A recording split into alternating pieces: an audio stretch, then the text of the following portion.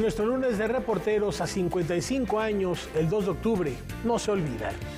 Y este octubre es el mes de los dioses de acuerdo con el calendario antiguo japonés. Veremos qué nos depara esta etapa otoñal en Rincón Nippon. Esto y muchos más contenidos en la hora cultural de la televisión mexicana. Qué alegría, qué felicidad iniciar con ustedes la semana y nuestro primer programa del mes, Rafael García Villegas. Mi querida Laura Barrera, amigos del auditorio, en efecto, arrancando mes, arrancando semana.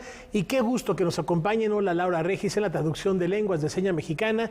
Y sin más preámbulo, vamos a dar paso a la información. Y bueno, ya que estamos hablando del otoño, esta estación llega vestida de arte, cine, música, artes plásticas. Son algunas de las ofertas del encuentro que les presentamos a continuación. A la Biblioteca Vasconcelos ha llegado la Jornada Otoño Cultural 2023. Programación artística de todas las disciplinas, donde participan todos los beneficiarios, en su mayoría, de las vertientes del Sistema de Apoyos a la Creación, como son Sistema Nacional de Creadores de Arte, Jóvenes Creadores, Artes Verbales. Una treintena de artistas ofrecerán conversatorios, talleres, conciertos, presentaciones, laboratorios y otras actividades sin fines de lucro y en beneficio de la sociedad. Tanto para infancias, juventudes, adultos y familiares. Bueno, están consideradas todas las disciplinas artísticas como arquitectura, artes visuales, danza, teatro, medios audiovisuales. Serán diario. Empezamos el día de ayer con la puesta en escena de Clon del Escuadrón Jitomate Bola a cargo de Anatoly Lokachuk. Es un artista circense de amplia trayectoria, está cumpliendo 40 años. Cambio de manos.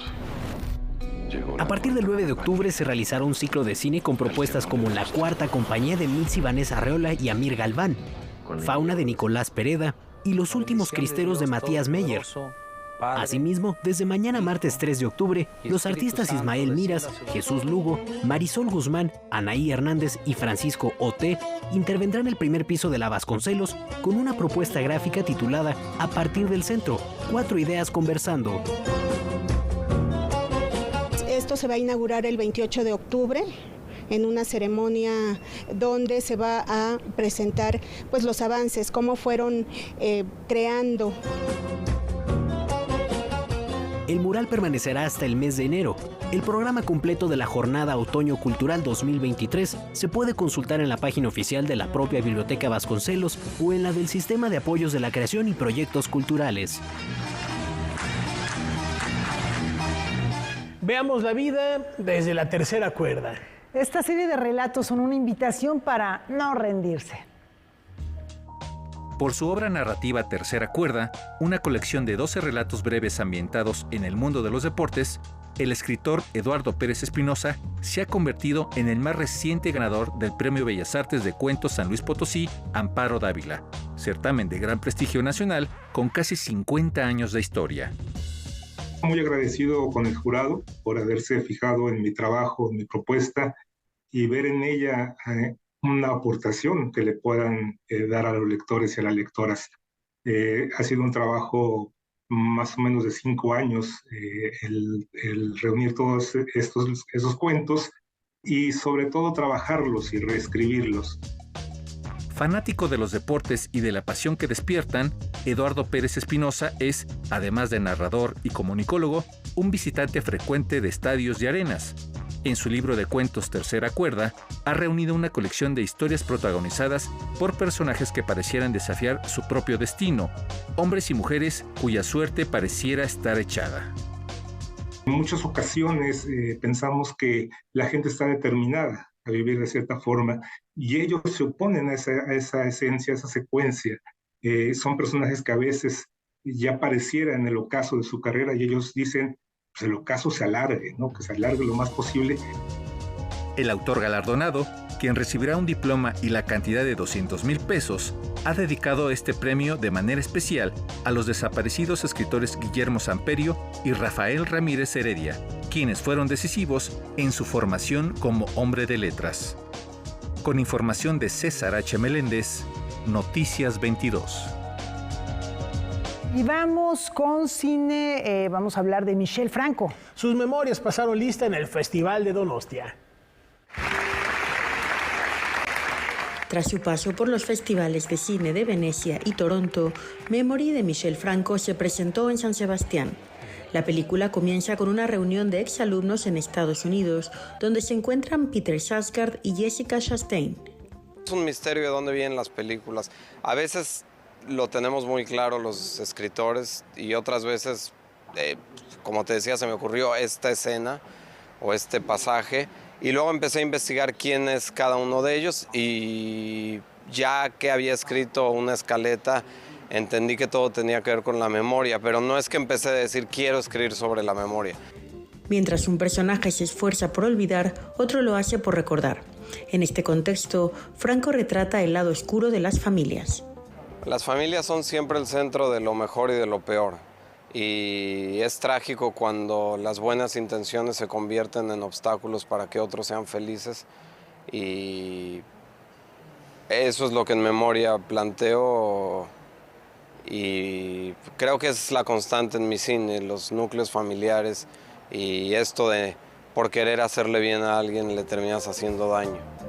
Se trata de la segunda película de las 8 que ha dirigido Michel Franco filmada en inglés, una condición que le facilita poder trabajar con grandes actores internacionales. Con Jessica Chastain ha sido tan buena la relación laboral que ya han filmado otro proyecto. Rodé algo con Jessica, pero ya sabes que nunca hablo de lo que viene después, pero ya filmamos otra película, Jessica Chastain y yo, y estamos platicando de más ideas, estamos muy contentos juntos. Tras su paso por Venecia y San Sebastián, Memory de Michel Franco se presentará también en Zúrich, Londres y Morelia. Para Canal 22, desde el Festival Internacional de Cine de San Sebastián, Francina Islas, corresponsal. Pero no nos despedimos, Laura, amigos de la costa cantrábica. Sí, porque el encuentro cinematográfico de esas tierras llega a su fin. Vamos a volver con Francina Islas, que nos tiene más información, nos tiene el reporte. Adelante, Francina. Por cuarto año consecutivo, una mujer gana la Concha de Oro del Festival Internacional de Cine de San Sebastián. En esta ocasión ha sido para Ocorno, de la española Jayoni Camborda, con una coproducción entre España, Portugal y Bélgica. La policía está de camino de ella. La Concha de Plata a la mejor interpretación protagonista, así como el premio del jurado al mejor guión, han sido para Puan, de los argentinos María H. y Benjamín Neistat, una coproducción entre Argentina, Italia, Alemania, Francia y Brasil. ¡Qué cara dura este tipo! Ella se quiere quedar con la cátedra. La Concha de Plata para mejor interpretación de reparto fue para el libanés Jovic Keuchkerian, del filme Un amor, de la catalana Isabel Coixet. Yo puedo arreglarte el tejado a cambio de que me dejes entrar en ti un rato. El premio Horizontes, que destaca el cine iberoamericano, reconoció la coproducción de Argentina, Francia y España, El Castillo, dirigida por Martín Benchimol. ¿Cómo compraste esto? No compré, la heredé. Argentina también acaparó los premios Sabaltegui, con sus películas El auge del humano 3 de Eduardo Williams y El juicio de Ulises de la Orden. Soy un militar. Me determinaban un blanco y yo accionaba las armas. El premio del público de la ciudad de Donostia fue para la producción española La Sociedad de la Nieve, de Juan Antonio Bayona. Volveremos a vivir en su imaginación. Este año el premio Donostia se otorgó al director japonés Hayao Miyazaki, al escritor Víctor Erice y al actor Javier Bardem. Sin embargo, el último no asistió al festival en apoyo a la huelga de actores de Hollywood. Habrá que esperar al 2024 para que lo reciba. Para Canal 22, desde el Festival Internacional de Cine de San Sebastián, Francina Islas, corresponsal. Y bueno, pues aquí las artes escénicas desafían las alturas. Preparémonos para penetrar en ellas. El cuerpo y sus capacidades creativas, interpretativas y experimentales se pueden apreciar en la 7ª edición del Festival Internacional Escenarios Suspendidos, que este año presenta un programa en el que el amor, los personajes surrealistas y el circo son los ejes principales. Lo que el festival busca principalmente es incentivar la creación de las artes circenses, mexicanas y también extranjeras. Eso quiere decir que lo que buscamos es hacer también difusión. Uno de los objetivos del encuentro es vincular artistas extranjeros y mexicanos a través de talleres y clases magistrales. La cartelera de esta edición incluye espectáculos de las compañías Colectivo 2121 de Perú, La Ventana Producciones de Colombia, OME de México y Portugal, y Tránsito Circo Artes Escénicas. Entre las presentaciones se encuentra la obra Malsano, propuesta escénica que muestra la historia de una mujer que busca creer en el amor pero es silenciada por un hombre que impone sobre ella todo su poder. Y es bastante interesante que justamente se toque la dramaturgia escénica al mismo tiempo que el circo. También tiene música en vivo y es un espectáculo que hace reflexionar acerca de las violencias que se viven dentro de la pareja, pues. Este 2023, la compañía Lienzo en Blanco tiene la primera residencia del festival, para que así los artistas emergentes encuentren un espacio para realizar una creación completa, guiados por el director artístico Jorge Díaz. Luego de eso tenemos El Tendedero. El Tendedero, muestra de circo creativo, lo que busca es exponer a los solistas, ya sean mexicanos o extranjeros, con sus propuestas creativas. Las actividades del Festival Internacional Escenarios Suspendidos son gratuitas y se llevan a cabo en el Centro Nacional de las Artes. Concluyen el 8 de octubre. Noticias 22, Karen Rivera. Él nos hizo volver la mirada a otros días, a otros años. También nos legó la consigna de no olvidar Tlatelolco aquella tarde.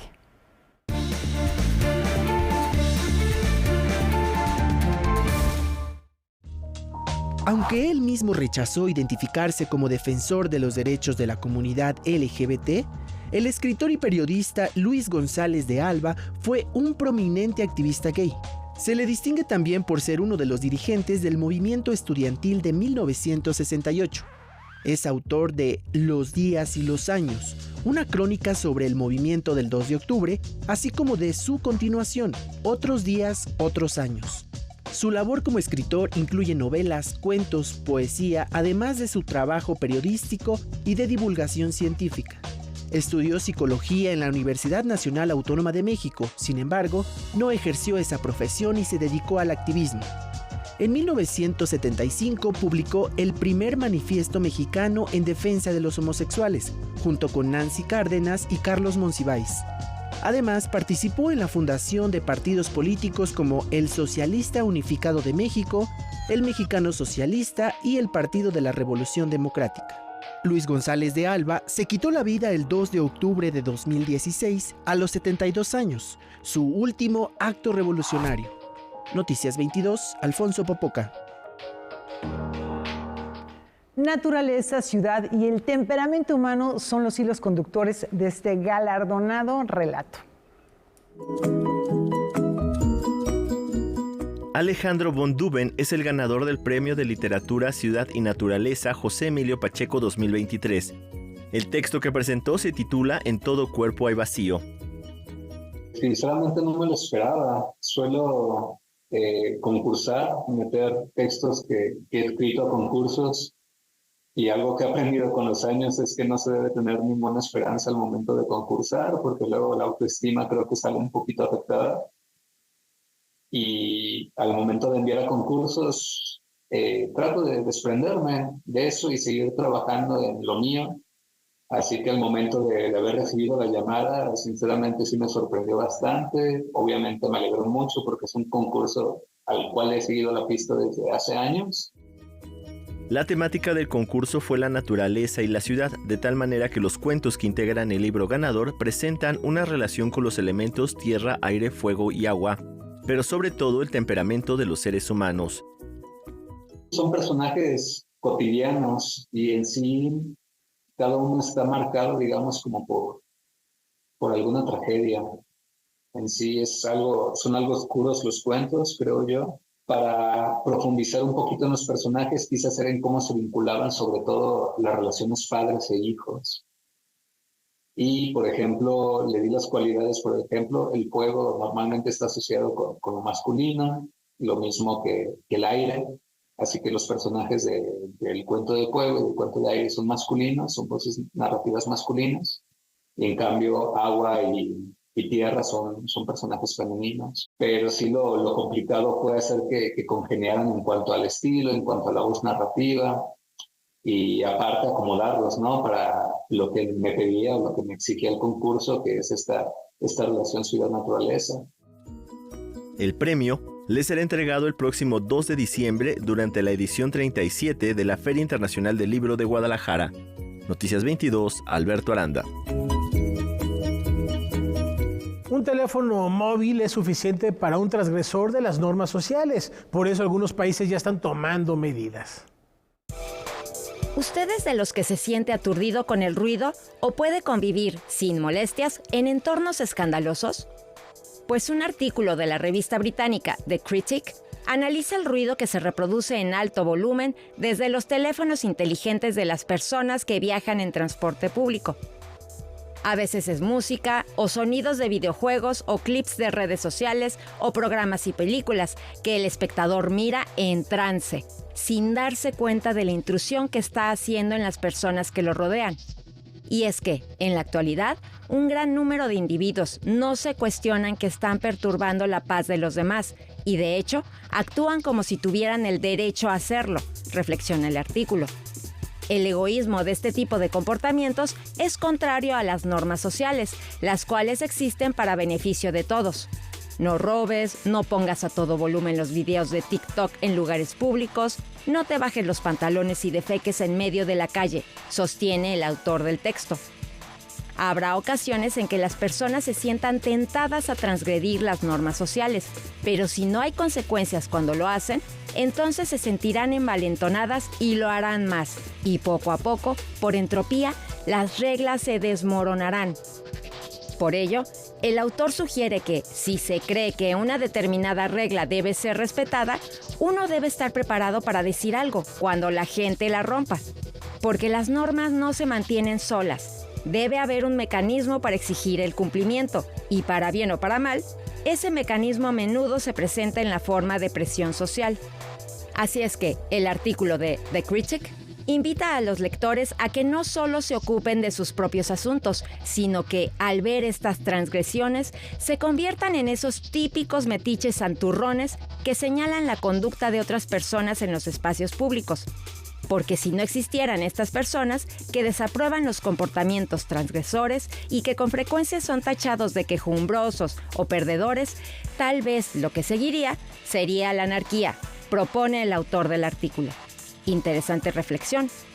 Para Noticias 22, Katia León Monterrubio. El microbioma de las infancias. Vamos a conocer otra de las consecuencias del confinamiento.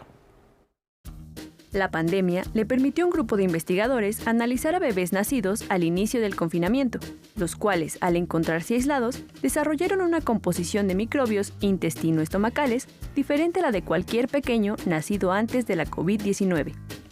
Normalmente, mientras crecemos, vamos adquiriendo microbios intestinales de los diferentes entornos donde nos relacionamos. Por ello, la evidencia sugiere que situaciones de encierro extremo afectan al microbioma intestinal. Este se refiere a la colonia de microorganismos que viven en el aparato digestivo, la cual es muy importante porque si se desequilibra puede provocar ya sea trastornos psiquiátricos, afecciones en la piel y problemas gastrointestinales. La investigación llevada por Natalie Brito, psicóloga del desarrollo de la Universidad de Nueva York, sobre el estrés de los primeros años de vida, retoma datos de antes de la pandemia, pero fue con la existencia de este encierro que pudieron ver cómo las poblaciones de microorganismos y bacterias estaban siendo alteradas. Según la revista Nature, el hecho de permanecer en casa con una mayor higiene y sin interacciones sociales contribuyó en el estado del microbioma intestinal de los niños. Se demostró que de igual forma sus habilidades comunicativas fueron deficientes, pero no saben si esto se relaciona con sus problemas intestinales, ya que la literatura científica al respecto de los recién nacidos es escasa. Lo que sí es probable es que debido a esta falta de bacterias beneficiosas, los bebés pandémicos sufran algunos problemas de salud en el futuro. Para Noticias 22, Natalia Ochoa. El Momiji ya inunda con sus matices ocres el rincón nipón.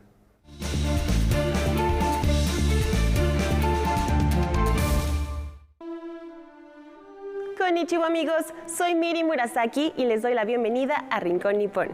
El otoño es sin duda una de las estaciones más esperadas del año en Japón.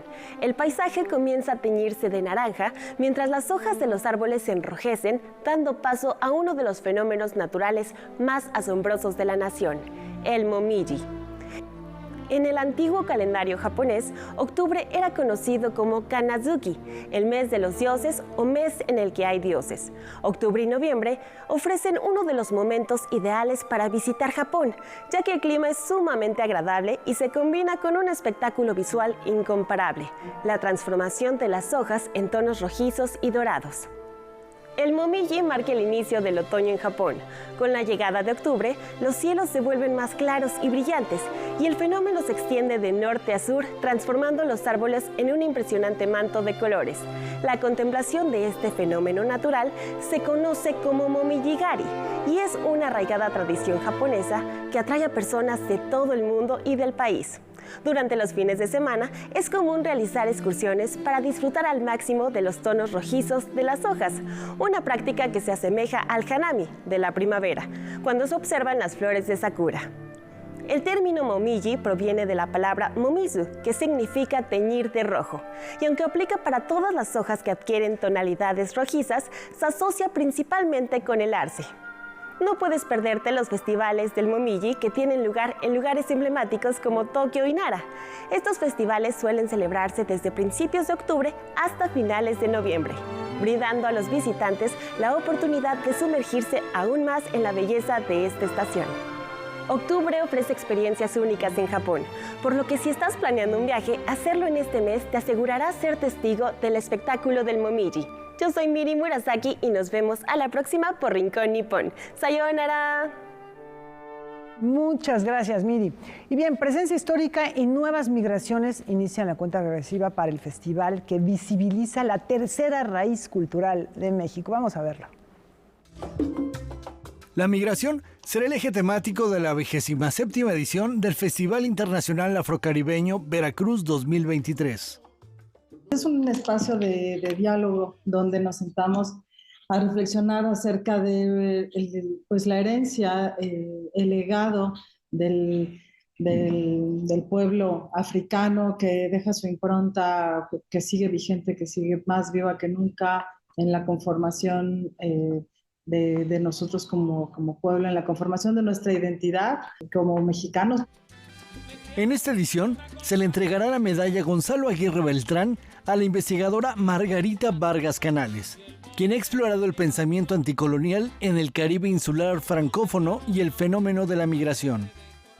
Empezamos hoy con talleres para infancias, a quien dedicamos también mucho cariño, muchos esfuerzos institucionales, danza afro, percusiones, presentaciones editoriales. Se le rendirá un homenaje in memoriam al fotógrafo Moisés Fuentes Chagala con la exposición Mi Sangre Africana. También habrá una muestra cinematográfica y el rey de los deportes será el invitado especial, que estará representado por el centenario equipo de béisbol El Águila de Veracruz, así como un amplio programa musical.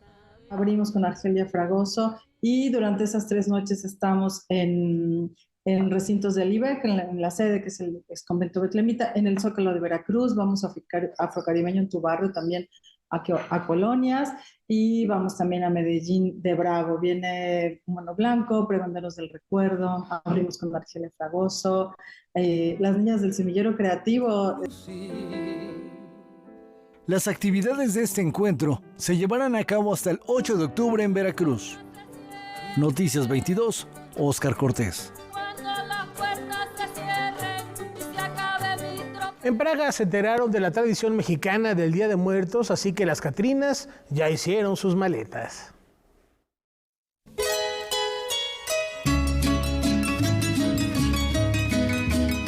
Hace años que la celebración del Día de Muertos trascendió las fronteras de nuestro país para ser adoptada por personas de otras nacionalidades y culturas. La doctora Andrea Escobar Ríos, profesora de Mercadotecnia de la Universidad de Economía y Negocios de Praga, y quien lleva un lustro viviendo en República Checa, ha sido testigo del entusiasmo e interés que la festividad mexicana despierta en esa región de Europa. Me enorgullece y es muy bonito ver cómo fuera de nuestro país nuestras tradiciones, nuestras costumbres, la riqueza cultural de la cual México es reconocido, pues aquí en estos países es aún más valorado. Con el propósito de difundir el trasfondo histórico de la tradición del Día de Muertos, así como la riqueza cultural de sus símbolos más representativos, Andrea Escobar Ríos impulsa el proyecto Catrinas por el Mundo, cuya actividad inaugural consistirá en una exposición fotográfica de gran formato en el espacio público. Surge este proyecto con ganas de involucrar a la cultura checa con nuestra cultura mexicana, de fortalecer aún más estas relaciones que existen entre ambos países. Realmente somos ya bastantes los que vivimos acá, los que hemos extendido nuestra cultura, porque realmente es muy bien recibida.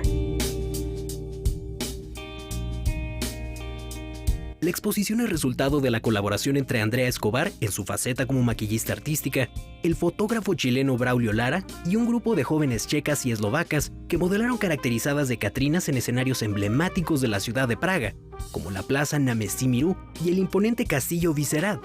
La muestra será inaugurada el 20 de octubre y podrá visitarse durante un mes. Primeramente está 2 semanas en esta plaza de Námestí y después se va 2 semanas más al lado del Puente de Carlos, que es uno de los monumentos más representativos de la ciudad de Praga. Y pues bueno, lo que queremos lograr es que haya un alcance muy significativo, es que las personas conozcan nuestra cultura, conozcan lo que se puede hacer. La profesora Escobar, quien hace algunos años colaboró como investigadora y guía de la producción responsable de la multipremiada película Coco, espera que el proyecto Catrinas por el Mundo pueda hacer justicia a su nombre y replicarse en otras latitudes del planeta. Con información y texto de César H. Meléndez, Rodrigo Peredo, Noticias 22. El desayuno de vacunas de ARN para frenar el impacto de la pandemia es reconocido por la Academia Sueca.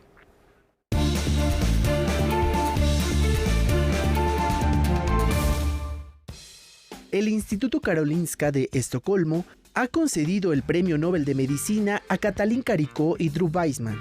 Estos científicos lograron obtener el galardón gracias al desarrollo de una vacuna contra la COVID basada en ARN mensajero. El ARN es una molécula imprescindible para la vida que, junto con el ADN, ayudan a que el organismo produzca todo lo necesario para existir. Los descubrimientos de los ganadores fueron fundamentales para desarrollar vacunas eficaces durante la pandemia generada por la COVID-19, mismas que adoptaron los laboratorios de Pfizer y Moderna. El jurado destacó que estos hallazgos han cambiado fundamentalmente la percepción de cómo interactúa el ARN con nuestro sistema inmunológico. Con la bioquímica Katalin Karikó, son 13 las mujeres que han recibido el Nobel de Medicina. Ellos también recibieron el Premio Fronteras del Conocimiento de la Fundación BBVA en 2022 por este mismo motivo. Noticias 22, Alfonso Popoca.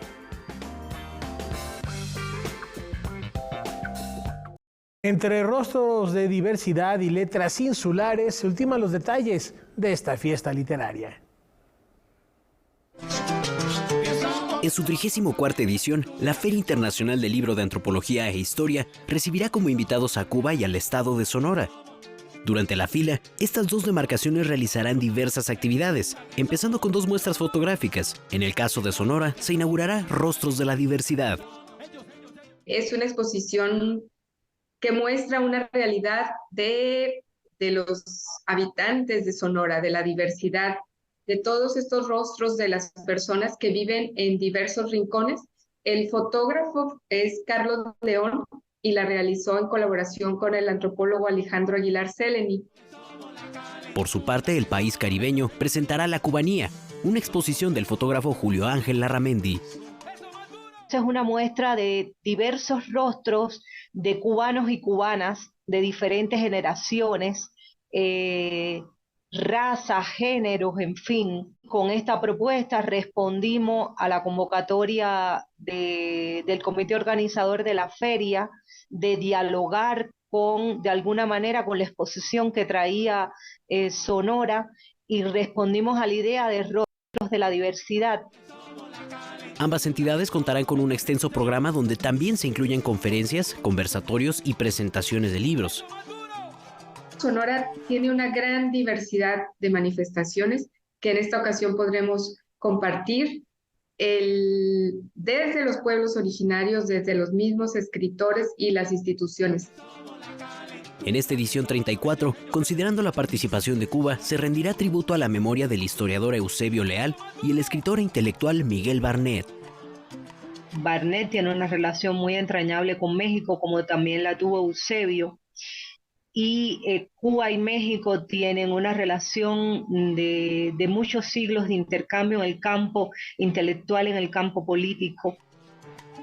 La Feria Internacional del Libro de Antropología e Historia se celebrará del 5 al 15 de octubre. Visite la página oficial del encuentro para conocer todos los horarios.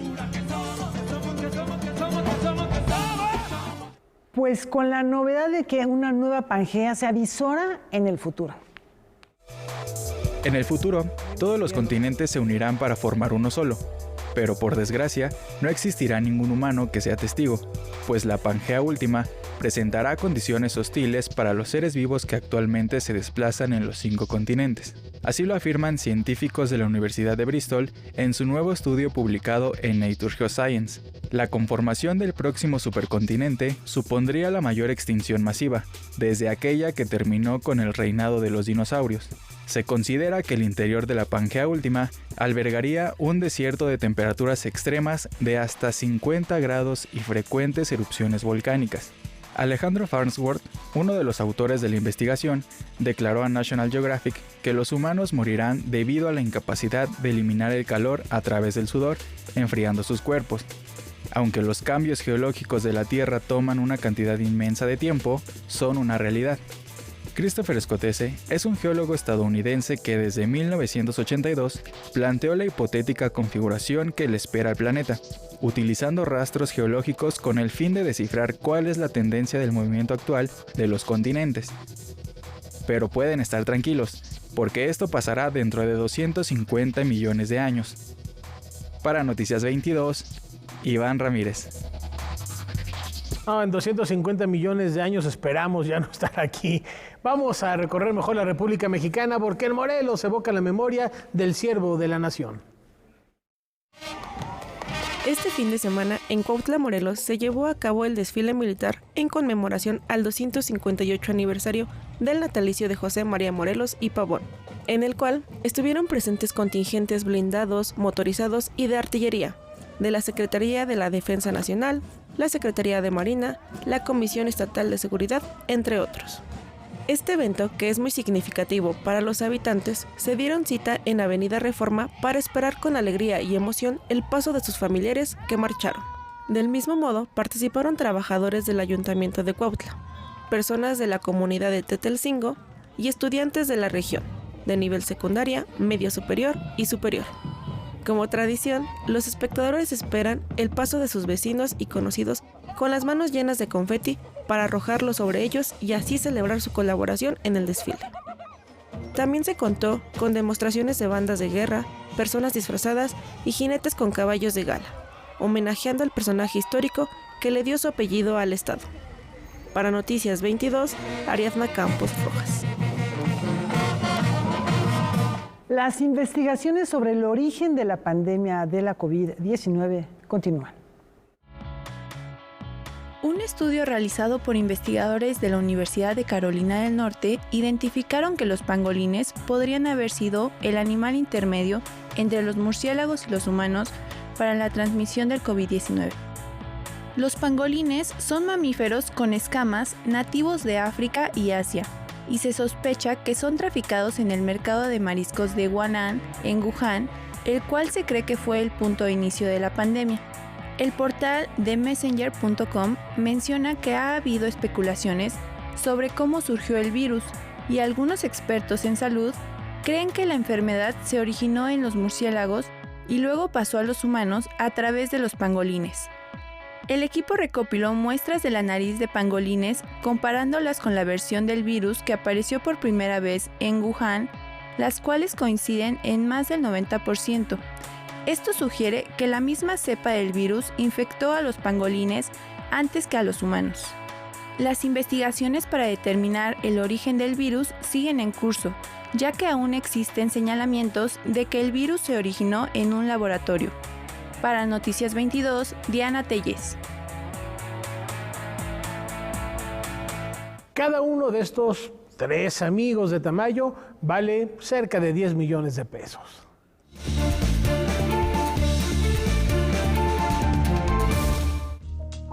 El cuadro Los 3 amigos del pintor mexicano Rufino Tamayo se vendió en casi 30 millones de pesos en la subasta realizada por la Casa Christie's del Rockefeller Center en Nueva York. Fueron 2 remates de arte latinoamericano, uno por internet y otro presencial en la sala de ventas de la institución.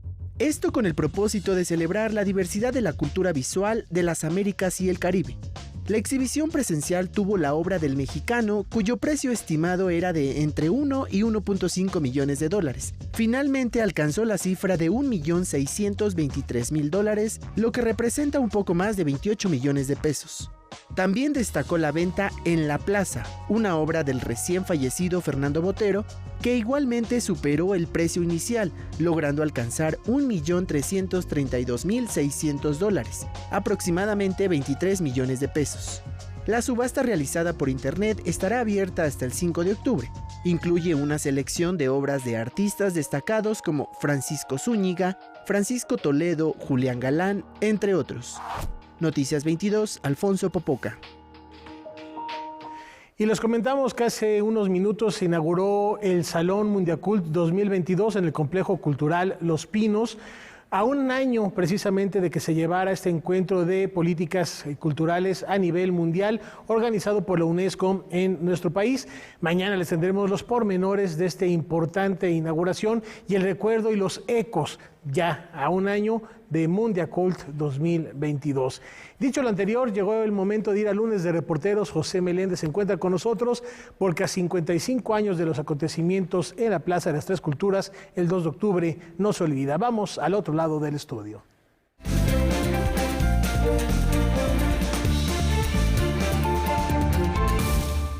Bueno, pues sí, vamos a platicar ahora acerca de un acontecimiento que efectivamente pasa en las generaciones y está marcando la memoria de los nuevos jóvenes y los jóvenes del pasado, quienes lo vivieron y quienes han leído sobre este acontecimiento el 2 de octubre de 1968, que ha quedado marcado en nuestra historia. Pepe, qué gusto que estés aquí para hablar de algo que hay que tener presente. Nos traes varios libros, tienes una entrevista muy interesante con Lorenzo Meyer, así que bueno, pues hay mucho que platicar.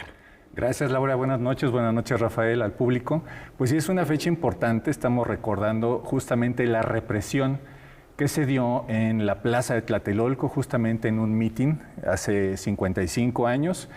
Pero pienso yo que está un poco idealizado justamente ya el movimiento estudiantil. Es una historia ya un tanto romantizada, un tanto petrificada. No cambian los discursos, allá hay muchas cosas que se deben de investigar, que se están investigando, por supuesto. Pero les dejamos esta pequeña nota. Es un recuento a grandes rasgos de lo que fue el movimiento estudiantil de 1968. En 1968, los jóvenes universitarios mexicanos estaban conscientes de lo que estaba ocurriendo en otras partes y de la inquietud de sus iguales en otros lados. Sin embargo, no había el estímulo para que se desarrollara un movimiento social de importancia. Así que, de momento, todo parecía estar en paz.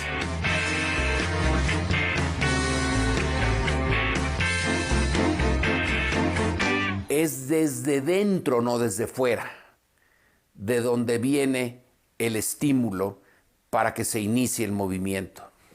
Y va a venir el problema en el Distrito Federal de la manera más, una de las maneras más tontas imaginables. ¿Cómo resolver el problema entre la preparatoria Isaac Ochoa de Herena y la Escuela Politécnica que están ahí en la Ciudadela? Hombre, pues como resolvimos todos los otros problemas, a trancazos, a toletazos.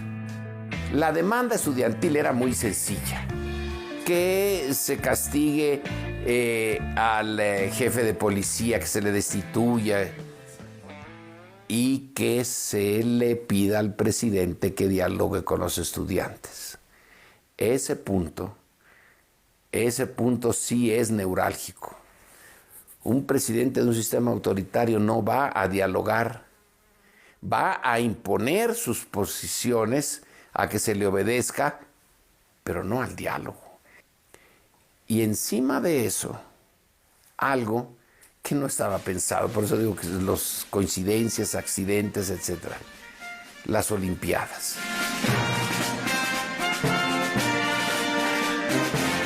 México iba a ser el primer país no desarrollado y que iba a ser responsable de esa organización tan compleja.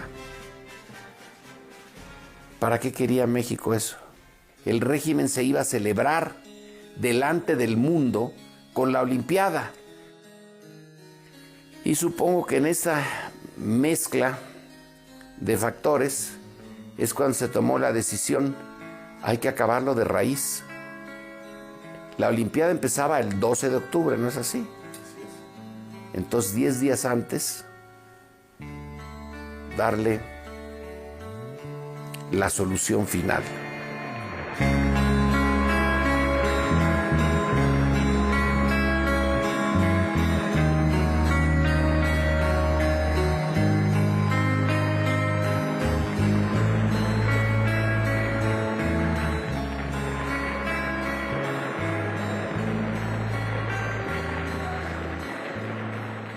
Aunque en el pliego petitorio hubiera aparecido la Virgen de Guadalupe o cosas que no tenían nada que ver con la democracia formal, el hecho de crear ese movimiento y de mantenerlo con vida era el reto. No se necesitaba decir nada.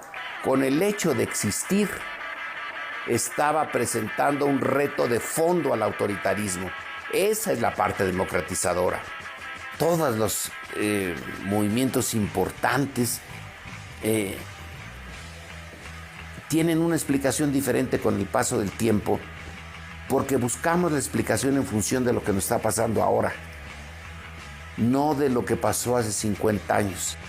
Y hoy sí lo vemos como ese reto de unos jóvenes con muchas ganas, mucha información sobre el sistema de poder, que retan al autoritarismo. Y el movimiento no se dejó cooptar. Eso es otra de las cosas más interesantes. Lo intentaron y no pudieron. El liderazgo respondía a las bases. Esa es una manifestación democrática fantástica en un país que no tiene ninguna tradición democrática. Se hizo democrático allí. Es una lección realmente heroica de democracia. Se arriesgaron, los mataron algunos de ellos, a la cárcel otros, lo aplastaron el movimiento. Y por un tiempo el sistema parece que ganó, pero no ganó.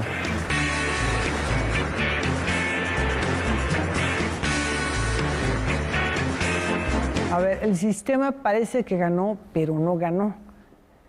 ¿Y quién ganó o nadie ganó? Pues es curioso, fíjate, porque, querida Laura, porque estamos a 55 años del desarrollo de este movimiento estudiantil, que tampoco fue propiamente un movimiento estudiantil. Es decir, en sus demandas no había ninguna cuestión sobre crear nuevas escuelas, cuestión de becas, cambios de planes de estudio. Era un movimiento democrático, ¿no? De lo cual ya se ha hablado bastante, pero no propiamente como un movimiento estudiantil. De hecho, se le recuerda más a este movimiento por la represión. Como movimiento estudiantil hubo movimientos previos y posteriores que fueron mucho más importantes en ese sentido. Pero se le recuerda sobre todo por la parte de la represión que tuvo el gobierno en contra de este movimiento. Y bueno, por supuesto que este movimiento, en el momento en el que estaba activo, pues fue analizado por uno de los pensadores, uno de los escritores más importantes de ese momento, que fue justamente... Ya era un hombre que él estaba además... Claro. Bueno, tú vas a mencionar en el reportaje, me parece, cosas muy interesantes sobre el momento que estaba viviendo José Revueltas. José Revueltas, vamos a verlo. En 1968, José Revueltas tenía 53 años y ya era un escritor connotado. En ese periodo, trabajó para el comité organizador de los Juegos de la 19ª Olimpiada. Ahí formó parte de un equipo de escritores que se encargó de redactar textos para un sinnúmero de folletos y libros.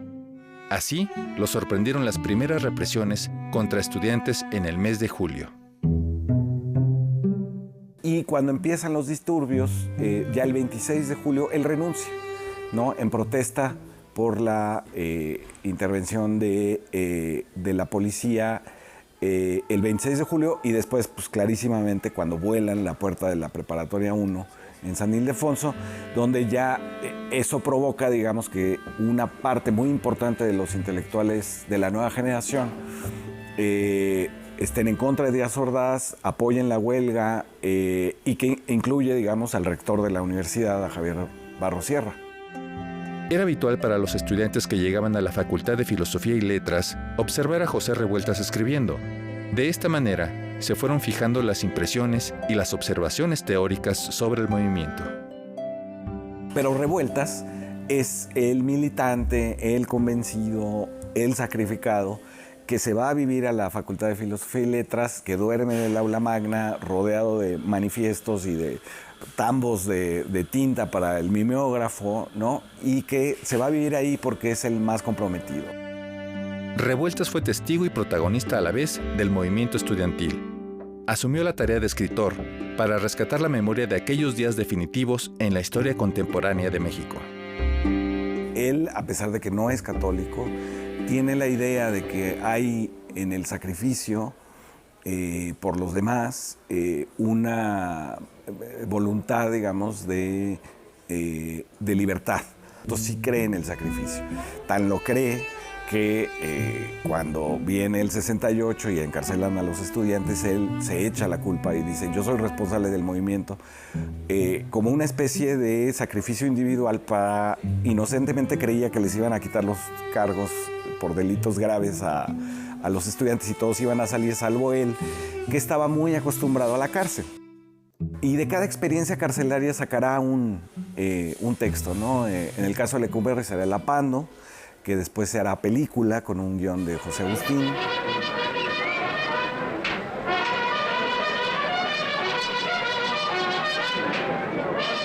Yo creo que Revueltas, por su ideología, por su postura política, ha sido negado como escritor durante mucho tiempo. Y yo creo que hay que releer a Revueltas. Yo empezaría por lo que empezamos muchos, digamos, que es la antología de cuentos que prepara José Agustín, de los cuentos de José Revueltas, que se llama La Palabra Sagrada, que todavía se vende en el Fondo de Cultura Económica. José Agustín conoce a Revueltas en Lecumberri. Y después yo sí ya le entraría, digamos, a las novelas. A todo aquel que le guste Dostoyevsky y que le guste Tolstoy, le va a gustar José Revueltas y sus novelas, ¿no? Bueno, pues ahí vemos también una recomendación de lectura, José Revueltas, que tú nos traes uno de tus libros, ¿verdad? Así es, ahí hay dos recomendaciones justamente. Bueno, aquí es en torno a José Revueltas. José Revueltas, justamente el análisis que él hace durante el movimiento estudiantil. Si lo podemos ver por ahí. Ahí lo tienen, esa es una recomendación. José Revueltas, México 68. Y quisiera también recomendarles otro libro que también es muy importante, que me parece, en mi humilde opinión, que es el libro que reseña, explica mejor el movimiento estudiantil, el mejor que hay, y fue publicado 10 años después, en 1978. Bueno, la luz que le da el tiempo también a los acontecimientos es importante, y seguramente a 55 años también nuevas lecturas tendrán que surgir. Claro, claro. Pepe, si me permite hacer la recomendación de la serie de libros Tiempo de Revueltas de José Manuel Mateo, que es un investigador académico, escritor, que conoce muy bien este personaje, que ha recuperado tanto textos de él y de Ricardo Flores Magón de manera conjunta. También alguno de sus libros se dedica a sus textos reporteriles o de crónicas en torno a la nota roja. Realmente vale mucho la pena, y también pensar en Revueltas es el título de otra de estas publicaciones de José Manuel Mateo, que recupera una figura que pues fue muy silenciada, ¿no?, por diversos regímenes y que pues podría refrescarse su memoria y tenerse más presente. Claro que sí, y también, bueno, de la misma manera, retomando un poco el tema ya para cerrar, justamente repensar lo que fue el movimiento estudiantil de 1968. No se entiende el México de 2023 sin el México de 1968. Entonces hay otros elementos que están ahí que deben de ser analizados de manera puntual para poderlo entender, para poder entender la historia de nuestra democracia propiamente. Y de los símbolos, ¿no? Por es un supuesto. símbolo más. Decías algo interesante, se gestaron muchas situaciones anteriores y después el 71, el 72, pero ¿por qué recordamos el 2 de octubre? ¿Por qué el 2 de octubre no se olvida? Es algo que también tendríamos que pensarlo. ¿Cómo ves, Rafa? Muy interesante, y esto que comentan de la luz del tiempo para analizar los hechos. La historia es una ciencia y como buena ciencia las hipótesis se van modificando con la investigación, con las teorías, y entonces esto es muy interesante porque es algo que nos lleva inclusive a volver la mirada a otras latitudes, y está el Mayo francés y el 68 francés, claro, y todos esos ecos que venían también llegando y permeando estas ideas que bien dice Pepe. Bueno, sí era un movimiento estudiantil, pero no eran necesariamente exigencias estudiantiles las que se estaban enarbolando. Entonces, revisar la historia desde otra perspectiva nos ayuda también a entender, como ya lo apuntan, nuestro presente. Muchas gracias, mi querido Pepe, por siempre ayudarnos a ver desde otro ángulo la historia. Lola. Muchas gracias. Y nos vamos a despedir, autor de más de 200 obras. Max Brock fue un compositor alemán, pedagogo, director de orquesta. Por supuesto, su concierto para violín número 1 es uno de los más célebres y celebrados. Y hoy lo recordamos a propósito de un aniversario más de su partida. Un gran compositor romántico. Disfrútenlo y nos vemos mañana.